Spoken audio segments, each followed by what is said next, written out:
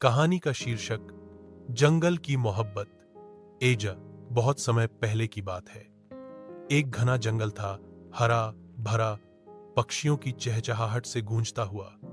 उस जंगल का राजा था शेर, वीर, ताकतवर, निडर, लेकिन दिल से बेहद अकेला।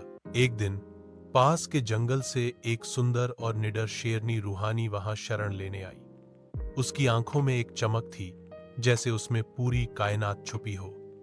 वीर ने उसे पहली बार देखा और कुछ महसूस किया जो उसने पहले कभी नहीं किया था। दिल की धड़कनों का तेज हो जाना। शुरुआत में रूहानी और वीर आमने सामने भी नहीं आते थे। रूहानी को जंगल पसंद आया, लेकिन वह किसी के अधीन नहीं रहना चाहती थी।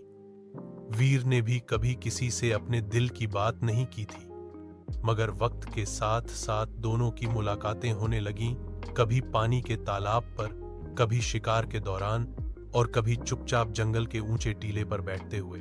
रूहानी को वीर का संयमित स्वभाव और जिम्मेदारी का भाव पसंद आने लगा। वीर को रूहानी की आजादी और साहस ने मोहित कर दिया। एक दिन वीर ने धीरे से कहा, रूहानी, क्या तुम मेरी रानी बनना चाहोगी?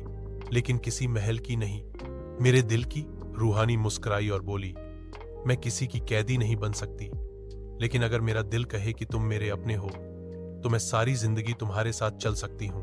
उस दिन के बाद जंगल में एक नई कहानी गूंजने लगी, वीर और रूहानी की मोहब्बत की कहानी। वे साथ शिकार करते, साथ सोते और साथ पूरे जंगल की रक्षा करते। उनका प्यार न सिर्फ गहरा था, बल्कि एक मिसाल बन गया। और कहते हैं, आज भी जब रात को चांद निकलता है, तो जंगल में कहीं दो शेरों की परछाई दिखाई देती है।